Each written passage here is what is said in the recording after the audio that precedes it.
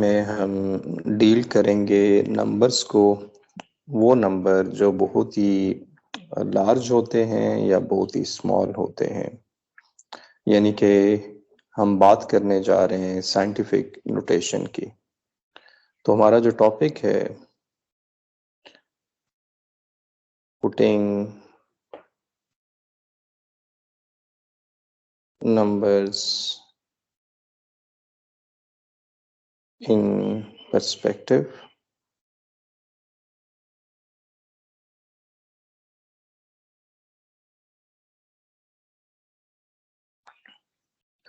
writing large and small numbers।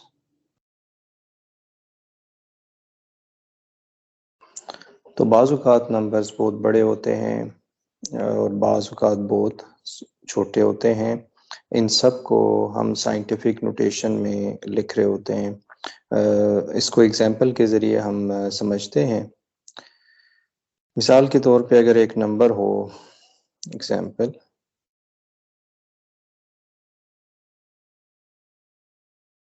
वो हो 4200, ये एक नंबर है हमारे पास, डॉलर में इसकी वैल्यू है।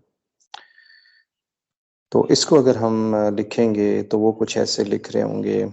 हमने सबसे पहले जो डेसिमल लिखना है वो कुछ ऐसे लिखना है, डेसिमल नंबर हमने लिखना होगा और ये 1 to 10 के दरमियान होना चाहिए।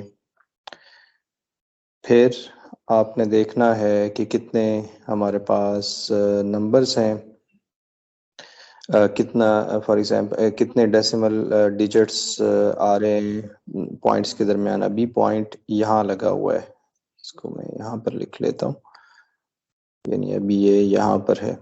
तो इसको जब मूव करना होगा आपने यहाँ से यहाँ पर, तो फिर आपने नंबर्स देखने हैं कितने आ रहे हैं। 1 2 3 4 5 6 7 8 9 10 11 12। तो यहाँ पर 10 raised to power 12 डिजिट्स यहाँ पर आ रहे हैं। तो ये हम डॉलर्स में लिख देंगे, जिसका मतलब होगा 4.2 बिलियन डॉलर्स। तो ये हमारे पास कहलाता है साइंटिफिक नोटेशन। इसी तरह से अगर एग्जाम्पल हो,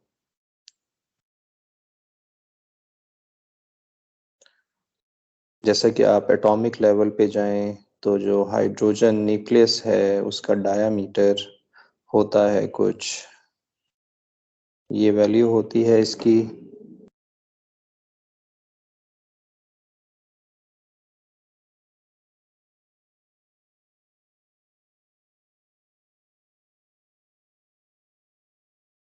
ये हमारे पास डायामीटर होता है हाइड्रोजन न्यूक्लियस का। तो इसको अभी अगर हम लिखना चाहेंगे तो कैसे लिखेंगे? हमने इस दफ़ा क्या करना है कि इस इस पॉइंट को हमने मूव करवाना है यहाँ पर। तो ये अब नंबर काउंट कर लेते हैं कि कितने हैं। ये हैं 1 2 3 4 5 6 7 8 9 10 11 12 13 14। मुझे लग रहा है कि एक ज़ीरो शायद है, हाँ 14 ठीक है। 15 एक ज़ीरो मैंने सोचा शायद ज़्यादा लग गया। तो ये हमारे पास है 15, यानी 15 डिजिट्स नंबर्स, 15 डिजिट्स को इसने क्रॉस किया है तब ये यहाँ पर पहुंचा है। तो ये बनेगा 1.0 cross 10 raised to power -15।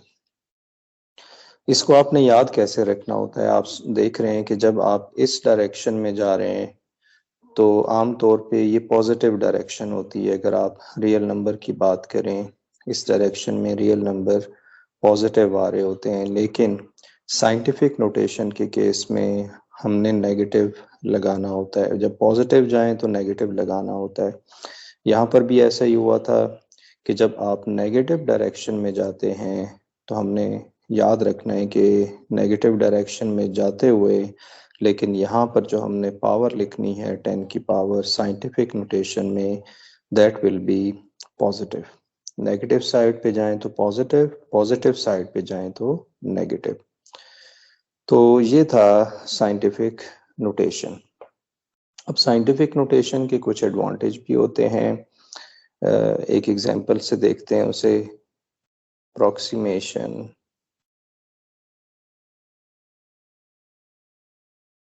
approximation with scientific notation।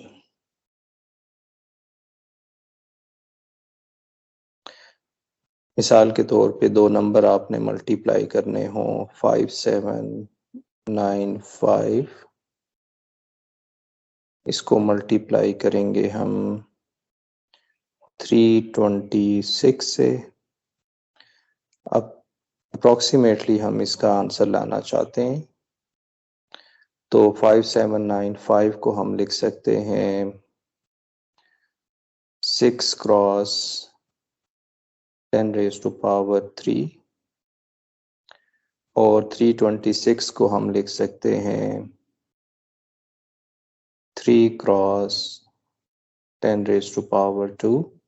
हमने इसको क्या किया है कि 5795 को 6000 बना दिया है, और 326 को हमने बेसिकली 300 बना दिया है। ओके, तो ये 6000 के करीब है, ये 300 के करीब है। तो इससे हमारे पास साइंटिफिक नोटेशन में हमने लिख दिया, और जब इसको मल्टीप्लाई किया 6 3s are 18, 10 raised to power 5, और इसको जब आप सॉल्व करेंगे तो कुछ आंसर आ रहा होगा, ये आंसर आ रहा होगा। यानी कि अप्रोक्सीमेटली इसको जब मल्टीप्लाई करें तो इसका अप्रोक्सीमेटली आंसर ये होगा। वो हम वैसे भी फाइंड कर सकते थे 6300, तो 6 3s are 18, ये हमारे पास जो नंबर आ रहा है ये होगा। ओके, तो ये था साइंटिफिक नोटेशन।